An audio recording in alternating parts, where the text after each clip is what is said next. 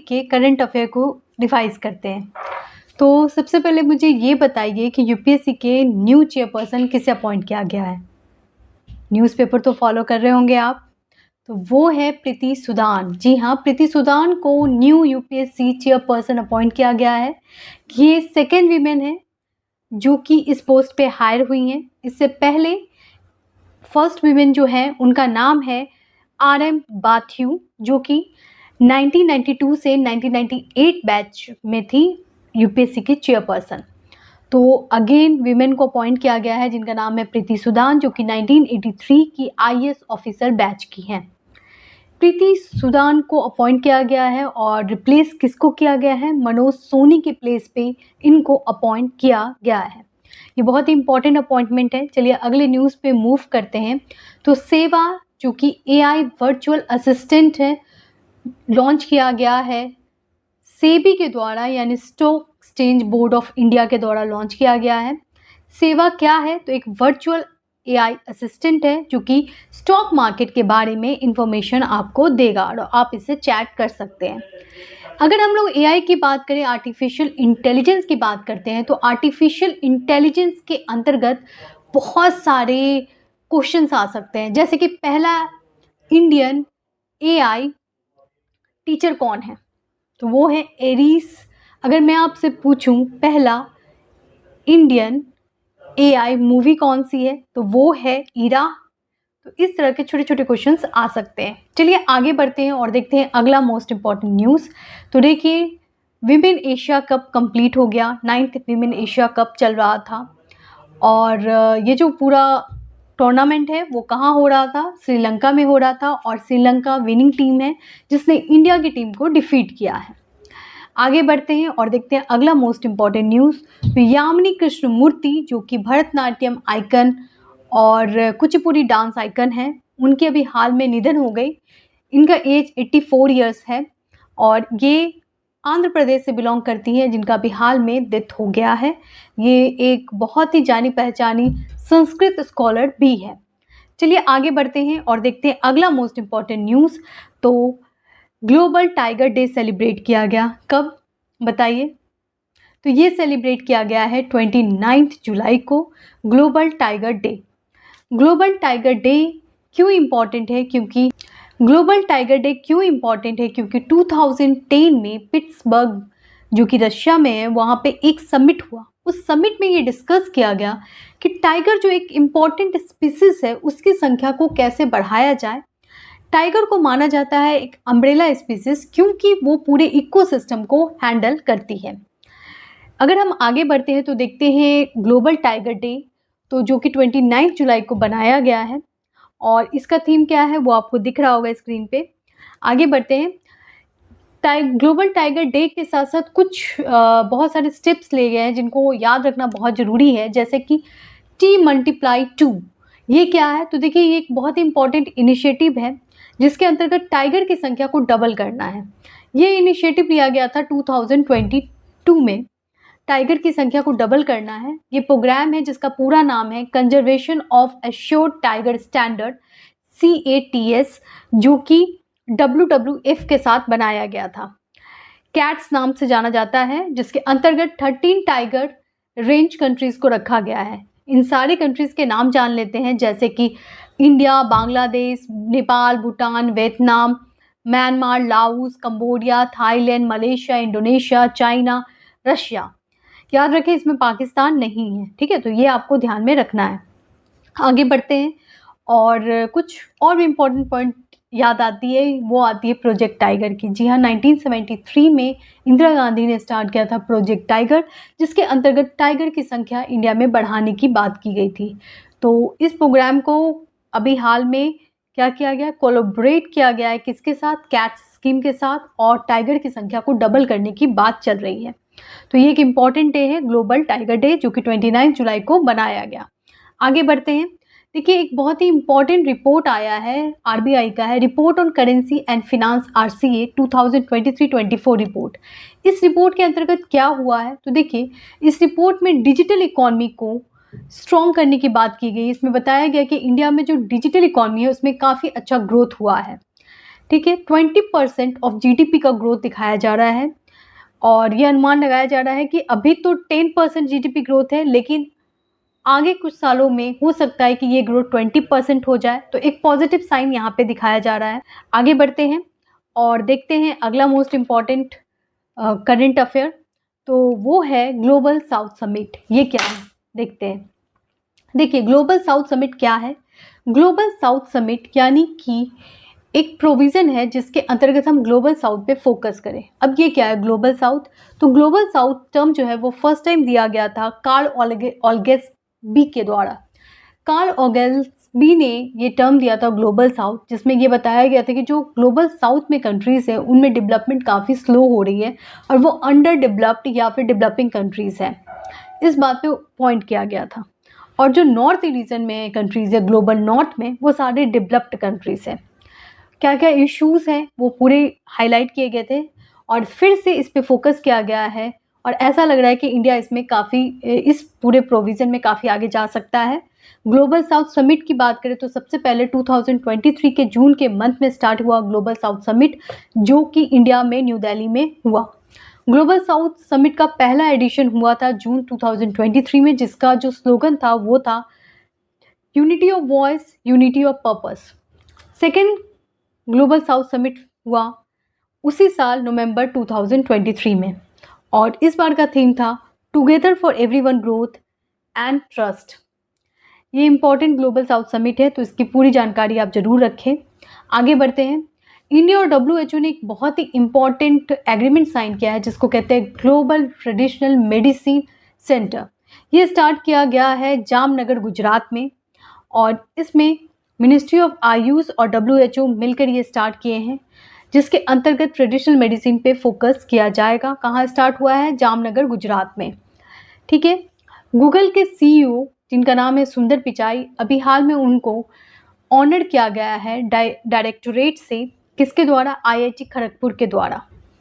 अगर हम गवर्नर की बात करें, अभी गवर्नर पोजीशन में काफ़ी चेंज हुए हैं। जैसे संतोष कुमार गांगवार को झारखंड का गवर्नर बना दिया गया है, वही CP कृष्णानंद को महाराष्ट्र का गवर्नर बना दिया गया है, गुलाब सिंह कटारिया को पंजाब का गवर्नर बना दिया गया है, लक्ष्मण प्रसाद को आसाम का गवर्नर बना दिया गया है, ओम प्रकाश माथुर को सिक्किम का गवर्नर बना दिया गया है, विष्णुदेव वर्मा को तेलंगाना का गवर्नर बना दिया गया है और हरिभाव कृष्ण राव को राजस्थान का गवर्नर बना दिया गया है। गवर्नर चेंज हुए हैं तो ये इंपॉर्टेंट हो जाता है। उसके अलावा जो मोस्ट इम्पॉर्टेंट अपॉइंटमेंट था, जो मैं वीडियो में स्टार्ट में आपको बताई थी, UPSC के चेयरपर्सन बदल गई हैं, तो उनका नाम बहुत इंपॉर्टेंट है। ये कुछ इंपॉर्टेंट फैक्ट है। अगर आपको वीडियो में फिर भी कहीं डाउट है तो ज़रूर पूछें। एक और इम्पॉर्टेंट न्यूज़ जो काफ़ी ज़्यादा न्यूज़ में रहा वो था हमास और इजराइल के बीच की जो कसमकस चल रही है। एक्चुअली अभी हमास के लीडर जिनका नाम है इस्माइल हानिया, उसकी डेथ हो गई है ईरान में और हमास ने ये क्लेम किया है कि ये जो पूरा डेथ जो हुआ, मर्डर हुआ है, वो करवाया गया है इजराइल के द्वारा। इजराइल ने ना इसको इनकार किया है, ना इसको इकरार किया है, यानी कि ना एक्सेप्ट किया है, ना रिजेक्ट किया है। इजराइल ने इस बारे में कुछ भी नहीं कहा है, लेकिन हमास बार बार ये रिपीट कर रहा है कि ये जो डेथ हुआ है वो इजराइल ने कराया है। कहानी जो है वो ऐसा है कि हमास और इजराइल के बीच में अभी काफ़ी ज़्यादा गर्मा गर्मी चल रही है। और हमास क्या है उसको थोड़ा जान लेते हैं। क्या हमास एक कंट्री है? तो नहीं, हमास एक्चुअली एक ग्रुप है जो कि फ़लस्तीन का सपोर्ट कर रहा है, जिसके अगेंस्ट इजराइल है। ठीक है। और हमास चाहता है कि इस्लामिस्ट रूल आए, इसलिए वो रिवोल्ट करता है। यहाँ पे ईरान का प्रॉक्सी वॉर सिचुएशन है। ईरान भी इजराइल को पसंद नहीं करता है और ईरान और इजराइल में डायरेक्ट वॉर तो नहीं चल रहा है, लेकिन प्रॉक्सी वॉर कंडीशन चल रहा है, जिसके अंतर्गत 3 ग्रुप का फॉर्मेशन हुआ है, जिसमें माना जाता है कि ईरान का सपोर्ट है। पहला है हमास, जो कि एक्टिव कहाँ है? ये हमास एक्टिव है इजराइल में, फ़लस्तीन पार्ट में। जो सेकेंड है वो है हजबुल्ला, जो कि लेबनान में एक्टिव है, और तीसरा है हौती ग्रुप, जो कि यमन में एक्टिव है। और ऐसा माना जा रहा है कि ये तीनों ग्रुप जो है इस्लाम रेसिस्ट मूवमेंट कंडक्ट कर रहे हैं और इसके लिए वो लड़ाई कर रहे हैं इजराइल से। योगा को इंक्लूड कर लिया गया है एशियन गेम में। एशियन गेम वर्ल्ड का सेकेंड लार्जेस्ट गेम होता है और एशियन गेम 2026 कहाँ होने वाला है बताएं? तो ये होने वाला है जापान के नयोगा सिटी में। बात करते हैं 2022 के एशियन गेम की, तो वो हुआ है चाइना के हांगकांग सिटी में। सेकेंड मोस्ट इम्पॉर्टेंट न्यूज़ की अगर हम बात करें तो वो है रिम्पैक एक्सरसाइज। जी हाँ, रिम ऑफ पैसिफिक एक्सरसाइज, जो कि अभी हाल में हुआ है। इसमें इंडिया की आईएनएस शिवालिक ने पार्टिसिपेट किया था। आपसे पूछा जा सकता है कि कौन से शिप ने अभी हाल में इंडिया का कौन सा शिप पार्टिसिपेट किया है रिम्पैक एक्सरसाइज में, तो वो है आईएनएस शिवालिक। आगे बढ़ते हैं, यूनेस्को वर्ल्ड हेरिटेज समिट को होस्ट करने वाला है इंडिया। यूनेस्को की बात करें तो यूनेस्को बनाया गया था 1945 में, और यूनेस्को का हेडक्वार्टर कहाँ है, तो ये है पेरिस में। चलिए आगे बढ़ते हैं और देखते हैं और भी मोस्ट इम्पॉर्टेंट न्यूज़। तो मोस्ट इम्पॉर्टेंट न्यूज़ ये है कि योगा योगीन म्यूज़ियम, जो कि वर्ल्ड का लार्जेस्ट म्यूज़ियम बनने वाला है, वो अभी उसका इनॉग्रेशन कर दिया गया है। और ये जो पूरा बनने वाला जो पूरा प्रोग्राम है वो आएगा सेंट्रल विस्टा प्रोजेक्ट के अंतर्गत, जिसके अंतर्गत हमारा न्यू पार्लियामेंट भी बनाया गया है। अगर हम लोग बात करते हैं मोस्ट इम्पॉर्टेंट न्यूज़ की, तो एक बहुत ही इम्पॉर्टेंट कैंपेन चलाया गया है क्राई के द्वारा, जिसका थीम है पूरी पढ़ाई देश की भलाई, जिसके अंतर्गत गर्ल एजुकेशन पे फोकस किया जाएगा और ज़्यादा से ज़्यादा स्कूल में गर्ल को इनरोल किया जाएगा। ये कैंपेन चलाया जा रहा है जून से लेकर 24 जून से 15 अगस्त तक। तो ये बहुत ही इम्पॉर्टेंट न्यूज़ है। आगे बढ़ते हैं और भी दूसरे न्यूज़ देखते हैं। तो देखिए, कर्नाटका गवर्नमेंट ने बैन कर दिया है आर्टिफिशियल कलर का यूज़ करना फूड प्रोडक्ट में, जो कि मोस्ट इम्पॉर्टेंट न्यूज़ है। उसके अलावा मोस्ट इम्पॉर्टेंट न्यूज़ ये रहा, शिवाली वर्मा जो है वो बन गई है सेकंड वीमेन क्रिकेटर जो कि स्कोर की है फास्टेस्ट डबल सेंचुरी। उसके अलावा ICC T20 world cup news में रहा, क्योंकि इंडिया ने हरा दिया साउथ अफ्रीका को 7 रन से और बन गया है विनिंग टीम। इंडिया के मैन ऑफ द मैच चुने गए हैं विराट कोहली, और वही अगर हम बात करते हैं प्लेयर ऑफ द टूर्नामेंट, तो वो है जसप्रीत बुमराह। तो चलिए आगे बढ़ते हैं।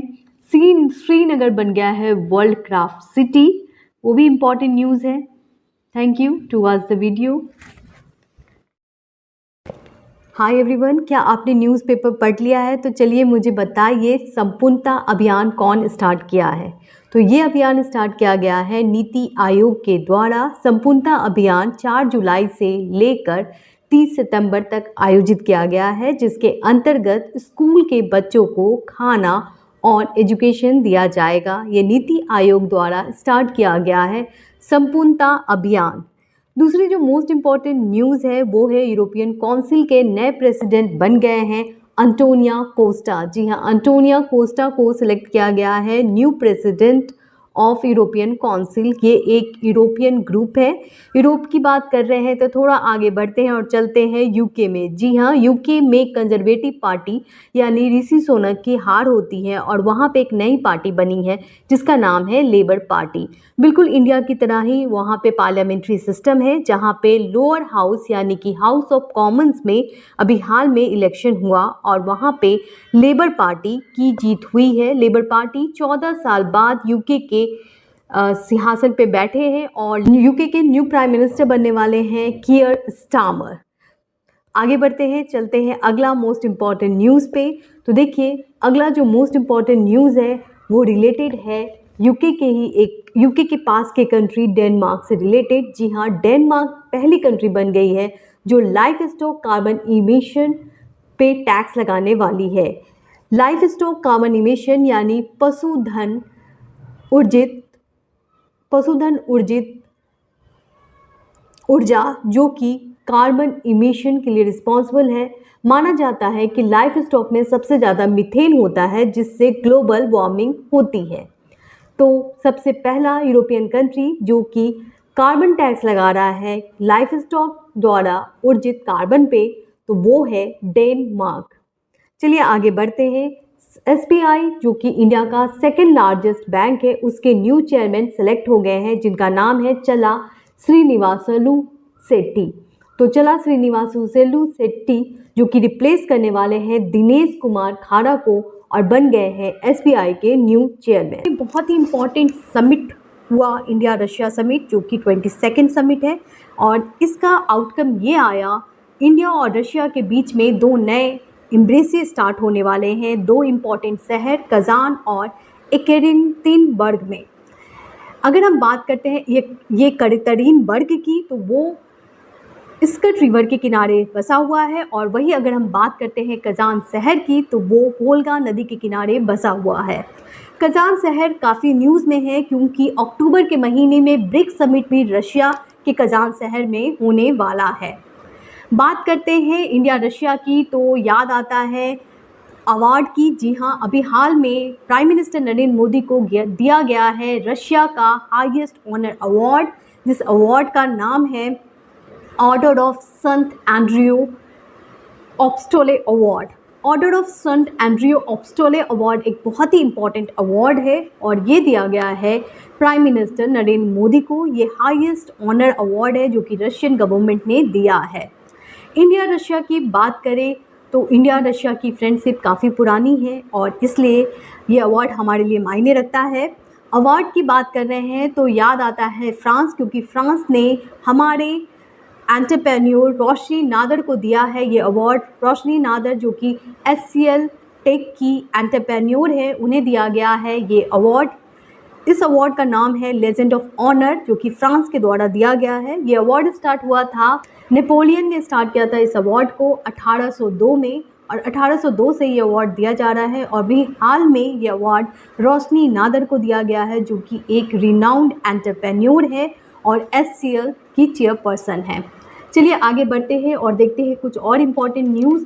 तो अभी हाल में कू, जो कि एक इम्पॉर्टेंट स्टार्टअप है जिसे सोशल मीडिया प्लेटफॉर्म ट्विटर का सब्स्टिट्यूट माना जा रहा था, उसे अभी हाल में बंद कर दिया गया है। स्टार्टअप कंपनी ज़ोम्बी ने ये डिसीजन लिया है। कू जो है वो इनिशिएटिव है ज़ोम्बी कंपनी का, जो कि एक स्टार्टअप कंपनी है इंडिया की, उसने कू को बंद कर दिया है।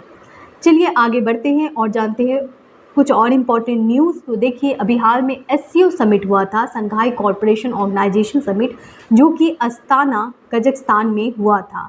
यहाँ पे बेलारूस बनते हैं नए मेंबर। अगर हम बात कर रहे हैं समिट की, तो NATO समिट जो कि अभी हाल में कंडक्ट कराया गया था वाशिंगटन DC में, और NATO यानी North Atlantic Treaty Organization summit का ये 33rd एडिशन था, जो कि वाशिंगटन DC में हुआ।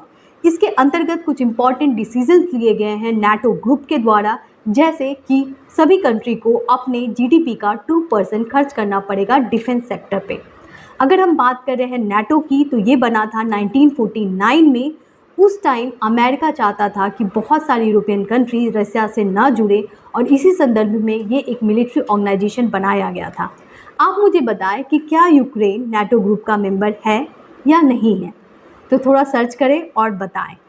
NATO एक बहुत ही इंपॉर्टेंट ऑर्गेनाइजेशन है, ये एक मिलिट्री ग्रुप है जो कि अभी काफ़ी एक्टिव है, और इसका 33rd एडिशन वाशिंगटन DC में अभी समिट कंडक्ट कराया गया। NATO की बात करें तो इसमें टोटल 32 मेंबर है, और जो न्यू मेंबर है वो है फिनलैंड और स्वीडन। तो SDG इंडिया इंडेक्स यानी sustainable development goal index. Sustainable development का मतलब होता है एक ऐसा डेवलपमेंट जहाँ पे हम इन्वायरमेंट को प्रोटेक्ट करें। जी हाँ, डेवलपमेंट इस तरह से हो ताकि फ्यूचर जनरेशन में हमारे रिसोर्सेज कम ना हो जाए, उस डेवलपमेंट को सस्टेनेबल डेवलपमेंट कहा जाता है। सस्टेनेबल इंडिया डेवलपमेंट इंडेक्स निकाला गया है नीति आयोग के द्वारा, और इस डेवलपमेंट का रिपोर्ट बहुत ही यूनिक है क्योंकि इसमें हाईएस्ट रैंक होल्डर है उत्तराखंड और केरला। जी हाँ, दोनों ही स्टेट को मिला है 79 स्कोर, और ये बनते हैं टॉप स्कोरर स्टेट। वही अगर हम बॉटम की बात करें तो इसमें नाम आता है बिहार का। बिहार स्टेट को केवल 57 स्कोर आया है। ये स्कोर टोटल 100 मार्क्स में काउंट किया जाता है। वही अगर हम बात करते हैं सस्टेनेबल डेवलपमेंट गोल इंडेक्स की, तो पूरे इंडिया को मिला है 71 score. Sustainable development goal index के अंतर्गत डेवलपमेंट मेजर किया जाता है उस कंट्री के इकोनॉमिक, सोशल और इन्वायरमेंटल कंडीशन को देखकर। इसी संदर्भ में नीति आयोग ने 2018 से सस्टेनेबल गोल इंडिया इंडेक्स स्टार्ट किया, जिसमें हर एक स्टेट को मेजर किया जाता है उनके डेवलपमेंट पैरामीटर से। चलिए आगे बढ़ते हैं और देखते हैं नेक्स्ट मोस्ट इम्पॉर्टेंट न्यूज़। तो केपी शर्मा ओली बन गए हैं new prime minister of Nepal. जी हाँ, नेपाल जो कि इंडिया का एक पास का नेबर कंट्री है और वहाँ पे गवर्नमेंट चेंज होती है और केपी शर्मा ओली बन गए हैं new prime minister of Nepal. ये किस पार्टी से बिलोंग करते हैं? तो ये बिलोंग करते हैं यूनिफाइड मार्क्सिस्ट लेनिन पार्टी से। आगे बढ़ते हैं और देखते हैं कुछ और मोस्ट इम्पॉर्टेंट न्यूज़। तो देखिए, अभी हाल में विंबलडन चैंपियन हुआ। विंबलडन चैंपियन अभी हाल में हुआ, जिसमें विंबलडन ओपन में जीते हैं कार्लोस अल्कराज। ये किस कंट्री से हैं बताएं? तो ये है स्पेन से। स्पेन के कार्लोस अल्कराज ने नोवाक जोकोविक, जो कि कहाँ के हैं? सर्बिया के, उनको हराया। नोवाक जोकोविक जो कि बहुत ही अच्छे प्लेयर हैं, उनको हराकर विंबलडन कप जीता गया है कार्लोस अल्कराज के द्वारा। ये इनका बहुत ही इम्पॉर्टेंट अचीवमेंट है क्योंकि अभी हाल में इन्होंने फ्रेंच ओपन भी जीता है। विंबलडन कप 4 ग्रैंड स्लैम में एक बहुत ही इम्पॉर्टेंट प्लेस रखता है और ये जून जुलाई के महीने में होता है। इसमें अगर हम कोर्ट की बात करें तो ग्रास कोर्ट होता है विंबलडन कप में। आगे बढ़ते हैं और देखते हैं अगला मोस्ट इम्पॉर्टेंट न्यूज़। तो देखिए, जो अगला मोस्ट इम्पॉर्टेंट न्यूज़ है वो रिलेटेड है रवि अग्रवाल से। रवि अग्रवाल अपॉइंट हुए हैं central board of direct tax के चेयरपर्सन, जो कि एक मोस्ट इम्पॉर्टेंट न्यूज़ है। अगर हम बात कर रहे हैं स्पोर्ट की, तो वर्ल्ड लेजेंड चैंपियनशिप अभी हाल में लंदन में हुआ, जिसमें इंडिया ने पाकिस्तान को हराया है 5 विकेट से। ये एक बहुत ही इम्पॉर्टेंट टूर्नामेंट है और ये इस पूरे टूर्नामेंट में जो कैप्टन रहे वो थे युवराज सिंह। चलिए आगे बढ़ते हैं। हमारा संविधान हमारा सम्मान कैंपेन स्टार्ट किया गया है, जिसका 2nd एडिशन अभी हाल में प्रयागराज में होने वाला है। आप पूछोगे पहला एडिशन कब हुआ? तो देखिए, पहला एडिशन बीकानेर में हुआ था और 2nd एडिशन प्रयागराज में होने वाला है। आगे बढ़ते हैं। एक सिटी काफ़ी ज़्यादा न्यूज़ में है, क्या आप जानते हैं उस सिटी को? वो सिटी है पलिटाना। पलिटाना क्यों न्यूज़ में है? क्योंकि ये पहला नॉन वेज बैन सिटी बन गया है। जी हाँ, यहाँ पे नॉन वेजिटेरियन कुछ भी नहीं मिलेगा, तो इसलिए ये सिटी काफ़ी न्यूज़ में है। ये कहाँ है? तो पलिटाना सिटी जो है वो गुजरात में है। आगे बढ़ते हैं और देखते हैं अगला मोस्ट इम्पॉर्टेंट न्यूज़। तो देखिए, अभी इंदौर काफ़ी न्यूज़ में है क्योंकि उसका नाम गिनीज वर्ल्ड रिकॉर्ड में आया है। क्यों आया है? क्योंकि वहाँ पे 11 लाख प्लांट किए गए हैं। 11 लाख प्लांट करके गिनीज रिकॉर्ड में नाम रखा है इंदौर ने। अगर हम बात करते हैं प्लांटेशन की, तो देखिए, अभी हाल में प्राइम मिनिस्टर नरेंद्र मोदी जी ने स्टार्ट किया है एक पेड़ माँ के नाम स्कीम, जिसके अंतर्गत पूरे भारत में 51 लाख ट्री प्लांट किए जाएंगे और केवल इंदौर में 11 लाख ट्री प्लांट हो चुका है। तो ये एक बहुत ही इम्पॉर्टेंट न्यूज़ है। चलिए आगे बढ़ते हैं। देखिए, बहुत ही इम्पॉर्टेंट न्यूज़, पेरिस ओलंपिक 2024 होने वाला है। कब? 26 जुलाई से 15 अगस्त में। जी हाँ, ओलंपिक है तो बहुत इंपॉर्टेंट न्यूज़ हो जाता है और इसके एक एक न्यूज़ को कवर किया जाएगा। अभी देख लेते हैं क्या है न्यूज़ में। तो देखिए, फ्लैग बियरर किसे बनाया गया है? तो वो है पीवी सिंधु और शरद कमल। और वही पूरे ओलंपिक को लीड कौन करेगा? तो हमारे गोल्डन बॉय नीरज चोपड़ा। जी हाँ, नीरज चोपड़ा इसे लीड करने वाले हैं। अभी हाल में तंती तत्वा ट्राइब, जो कि बिहार का एक कास्ट है, वो न्यूज़ में है क्योंकि अभी हाल में सुप्रीम कोर्ट ने कुछ इम्पॉर्टेंट जजमेंट दी है। क्या जजमेंट है, थोड़ा जानते हैं। तो सुप्रीम कोर्ट ने बताया कि तंती तत्वा ट्राइब, जो कि शेड्यूल कास्ट में आता है, उसे बिहार सरकार एक्सट्रीमली बैकवर्ड क्लास में डालने की कोशिश कर रही है, जिसके अगेंस्ट कार्रवाई चल रहा है और सुप्रीम कोर्ट ने डांट लगाई है बिहार गवर्नमेंट को, क्योंकि बिहार गवर्नमेंट के पास कोई अधिकार नहीं है कि किसी शेड्यूल कास्ट को वो एक्सट्रीमली बैकवर्ड कास्ट में डाल सकता है अकॉर्डिंग टू कॉन्स्टिट्यूशन। कॉन्स्टिट्यूशन यहाँ पे आता है सामने में और आता है आर्टिकल 341। आर्टिकल 341 कहता है कि किसी भी कास्ट को किसी और कैटेगरी में डालने के लिए पार्लियामेंट का परमिशन होना जरूरी है, लेकिन यहाँ पे पार्लियामेंट परमिशन नहीं लिया गया है और ये स्टेट लेवल पे काम किया गया था, इसीलिए ये डांट लगी। अगर हम बिहार की बात कर रहे हैं तो बिहार में एक और मोस्ट इम्पॉर्टेंट न्यूज़ अभी सामने आया एनजीटी के द्वारा। एनजीटी यानी नेशनल ग्रीन ट्रिब्यूनल, जो कि इन्वायरमेंट प्रोटेक्शन के लिए काम करता है। एनजीटी ने कवर्तल वेटलैंड पे कमेटी बनाई है। कवर्तल वेटलैंड बेगूसराय बिहार में है और वहाँ पे क्या हुआ है थोड़ा जानते हैं। तो देखिए, कवर्तल वेटलैंड को प्रोटेक्ट करने की बात चल रही है और इसी संदर्भ में एनजीटी ने 4 मेंबर कमेटी बनाई है ये चेक करने के लिए कि वहाँ का वेटलैंड कैसा है और क्या उसमें और भी इम्प्रूवमेंट करने की आवश्यकता है। तो ये एक इम्पॉर्टेंट पॉइंट है। चलिए जानते हैं कवर्तल लेक के बारे में। तो देखिए, कवर्तल लेक जो है वो एशिया का बिगेस्ट ऑक्सबो लेक है और कवर्तल लेक को पहली बार बिहार गवर्नमेंट ने बर्ड सेंचुरी डिक्लेयर किया था 1989 में और बाद में 2020 में इसे रामसर साइट में इंक्लूड किया गया। तो ध्यान रखें, कवर्तल लेक कहाँ है, तो वो बेगूसराय बिहार में है। आगे बढ़ते हैं और जानते हैं अगला मोस्ट इम्पॉर्टेंट न्यूज़। तो आईएमएफ ने इंडिया के ग्रोथ टारगेट को चेंज किया है। पहले 6.8 था, इसे बढ़ाकर 7% कर दिया है। नेशनल नारकोटिक हेल्पलाइन इंट्रोड्यूस की गई है होम मिनिस्टर अमित शाह के द्वारा। क्या है ये हेल्पलाइन और किस लिए ये काम करेगा, थोड़ा जानते हैं।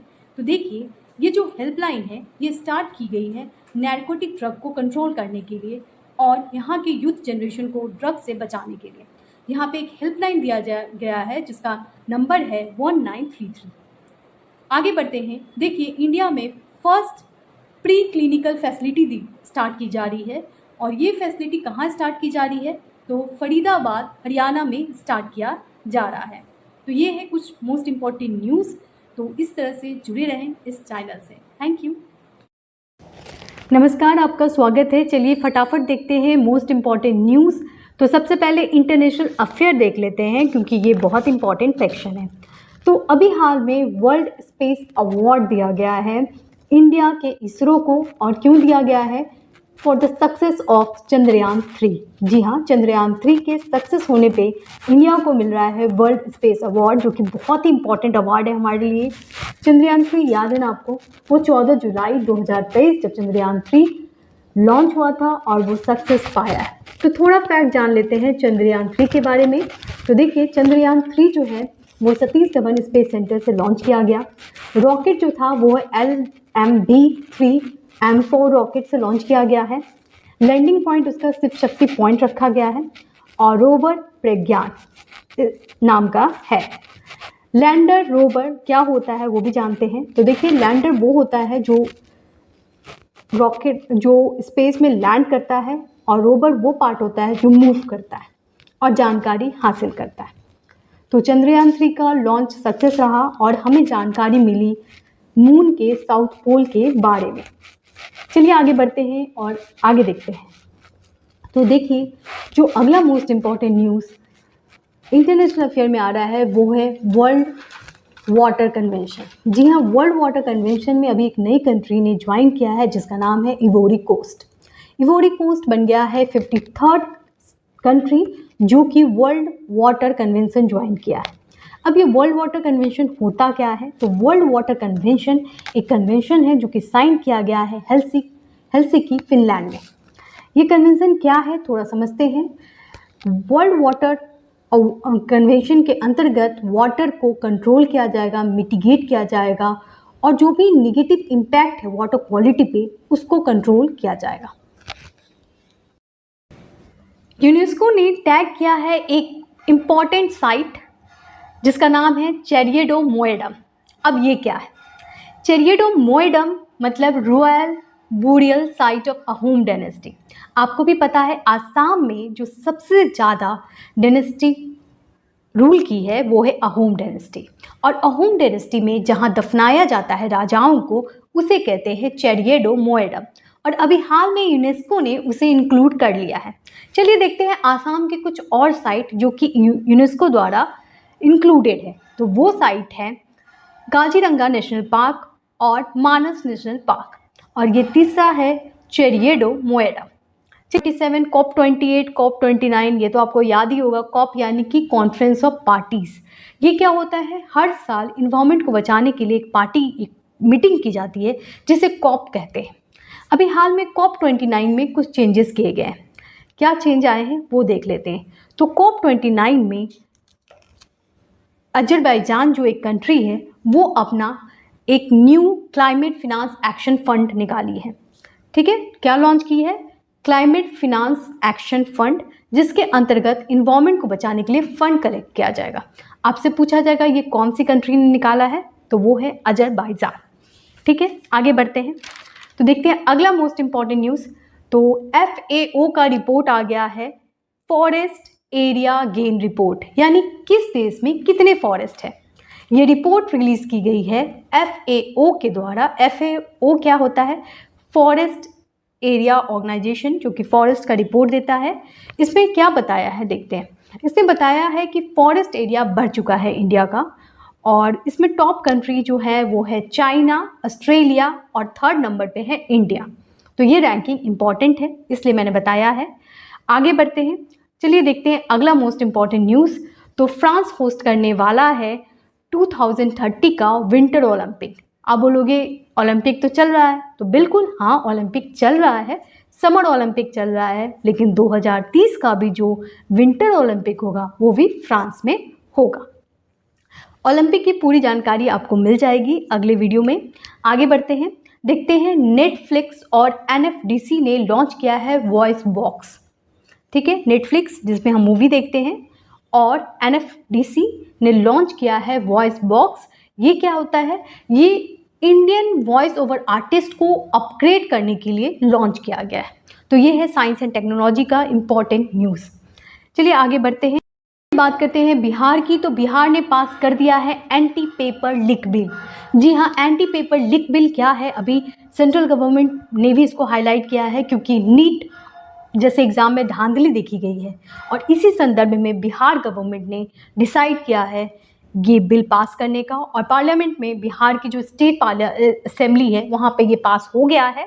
इसका नाम है एंटी पेपर लीक बिल, जिसके अंतर्गत अगर कोई भी पेपर लीक में पाया जाएगा तो उसे 10 साल की सज़ा दी जाएगी और 1 करोड़ रुपया फाइन दिया जाएगा। ठीक है, 10 साल की सज़ा भी मिलेगी और 1 करोड़ रुपया भी देना पड़ेगा। तो बिल्कुल पेपर लीक में ना फंसे। आगे बढ़ते हैं, और अगला मोस्ट इंपॉर्टेंट न्यूज़ बिहार से ही रिलेटेड है। No special status to Bihar. जी हाँ, बिहार को स्पेशल स्टेटस नहीं दिया गया है, और ये बात कंफर्म करती है, कौन कंफर्म करते हैं, तो सेंट्रल गवर्नमेंट कंफर्म करते हैं कि वो बिहार को स्पेशल स्टेटस तो नहीं देगी। क्यों नहीं देगी, क्योंकि बिहार इसके कैटेगरी में नहीं आता है। अब सवाल उठता है बिहार क्यों नहीं आ रहा है इस कैटेगरी में, क्या है इस कैटेगरी में, तो चलिए जानते हैं। सबसे पहले तो जो भी स्टेट हिली एरियाज़ में होते हैं उनको दिया जाता है स्पेशल स्टेटस, तो बिहार तो हिली एरियाज़ में नहीं। दूसरा पॉइंट बताया गया सरकार के द्वारा कि जहाँ की पॉपुलेशन कम हो, तो बिहार की पॉपुलेशन तो बहुत ज़्यादा है। तीसरा जो पॉइंट बताया गया, more tribal population in the state, तो बिहार में ट्राइबल बहुत कम है। झारखंड में बहुत ट्राइब्स हैं, लेकिन बिहार में बहुत कम ट्राइब है। ठीक है, झारखंड में ज़्यादा ट्राइब है बिहार की तुलना में, बिहार में ट्राइब्स भी कम है। और चौथा बताया गया है इकोनॉमिक बैकवर्डनेस, लेकिन इस पॉइंट को पूरी तरह से नहीं समाप्त किया जा सकता है, क्योंकि बिहार में इकोनॉमिक बैकवर्डनेस तो है, लेकिन सेंट्रल गवर्नमेंट ने बोला है कि वो बिहार को नहीं देगी स्पेशल स्टेटस। हालांकि बजट में बिहार को 26,000 करोड़ रुपया दिया गया है वहाँ के रोडवेज को डेवलप करने के लिए और भी फैसिलिटीज़ के लिए। वहीं आंध्र प्रदेश को कितने करोड़ मिले हैं, 15,000 करोड़ रुपया। बजट का फुल वीडियो आपको मिल जाएगा।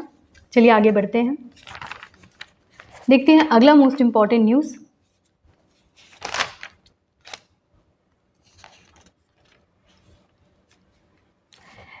शाहरुख खान न्यूज़ में है, क्यों, क्योंकि शाहरुख खान को दिया गया है गोल्ड कॉइन अवार्ड। एक बहुत ही इंपॉर्टेंट प्रेस्टिजियस अवार्ड है गोल्ड कॉइन अवार्ड, ये दिया गया है शाहरुख खान को। ठीक है, अभी हाल में अमेरिका काफ़ी न्यूज़ में है, क्योंकि अगस्त के महीने में होने वाला है इलेक्शन। इलेक्शन 2024 अमेरिका में होने वाला है बदलाव और उसका असर तो पूरे देश में पड़ता है। तो अमेरिका में कौन गवर्नमेंट आने वाली है ये जानना बहुत ज़रूरी है। तो देखिए अभी हाल में कुछ चेंज किए गए हैं। डेमोक्रेट पार्टी जिससे जो बिडेन बिलोंग करते थे, अब उस पार्टी से जो बिडेन खड़े नहीं होंगे, अब कमला हैरिस सामने में आती है। कमला हैरिस के बारे में थोड़ा जान लेते हैं और ये भी जानते हैं कि क्या है यूएस इलेक्शन। तो यूएस में इलेक्शन 4 साल पे होता है, वो प्रेसिडेंशियल फॉर्म ऑफ इलेक्शन होता है। इंडिया में पार्लियामेंट्री फॉर्म है, यूएस में प्रेसिडेंशियल फॉर्म ऑफ गवर्नमेंट है। वहाँ पे प्रेसिडेंट सबसे इम्पॉर्टेंट पोस्ट होता है। प्रेसिडेंट जो होना चाहिए उनकी क्वालिफिकेशन क्या है और कौन बन सकता है यूएस का प्रेसिडेंट, तो चलिए जानते हैं। देखिए यूएस का प्रेसिडेंट वही बन सकता है जिसका एज जो है वो 35 ईयर्स हो और जो नेचुरल बॉर्न सिटीजन हो यूएस का, यानी कि यूएस के ही धरती पे जन्मा हो, वही यूएस का प्रेसिडेंट बन सकता है। वहाँ 2 बार ही कोई भी यूएस का प्रेसिडेंट बन सकता है। आपको याद होगा बैरक ओबामा जो कि 2 बार यूएस के प्रेसिडेंट बन चुके हैं। ठीक है, दूसरा ये जो प्रेसिडेंट इलेक्शन होता है वो कैसा होता है, क्या इंडिया की तरह होता है? तो नहीं। प्रेसिडेंट इलेक्शन में यहाँ पे क्या होता है, एक प्रॉपर इलेक्टोरल कॉलेज होता है जिसमें इलेक्टर सेलेक्ट किए जाते हैं और ये जो इलेक्टर है ये एक्चुअली में फिर आगे इलेक्शन में लड़ते हैं। यानी इंडिया में क्या होता है, डायरेक्ट हम पब्लिक जो है वोट डालते हैं, उस बेसिस पे सरकार बनती है। वहाँ पे ऐसा नहीं होता है, वहाँ पे पहले इलेक्टर वोट डालते हैं। ठीक है, इलेक्टर सेलेक्ट किए जाते हैं और ये इलेक्टर जो है वो वोट डालते हैं और वो केवल इलेक्टर को वोट डालना है और जो इलेक्टेड है वो गवर्नमेंट बनाती है। ठीक है, ये है फंडा वहाँ का अमेरिका का। तो अभी अमेरिका में 2 प्रेसिडेंटशिप के लिए खड़े हुए हैं। पहला जो है वो है कमला हैरिस और दूसरा जो है वो है डोनाल्ड ट्रंप। ठीक है, आगे बढ़ते हैं, देखते हैं अगला मोस्ट इम्पॉर्टेंट न्यूज़। तो देखिए अगला जो मोस्ट इम्पॉर्टेंट न्यूज़ आ रहा है वो रिपोर्ट से है। वो रिपोर्ट कौन सा है? Again Henley passport index report, जिसमें इंडिया की जो रैंकिंग है वो क्या आई है, 82 आई है। हेनले पासपोर्ट इंडेक्स को जरूर नोट डाउन करें, इससे सवाल आ जाता है। ये हेनले पासपोर्ट के द्वारा रिलीज़ किया जाता है और इसमें टॉप कौन किया है, तो वो है सिंगापुर। सिंगापुर टॉप किया है। लास्ट कौन है? अफगानिस्तान,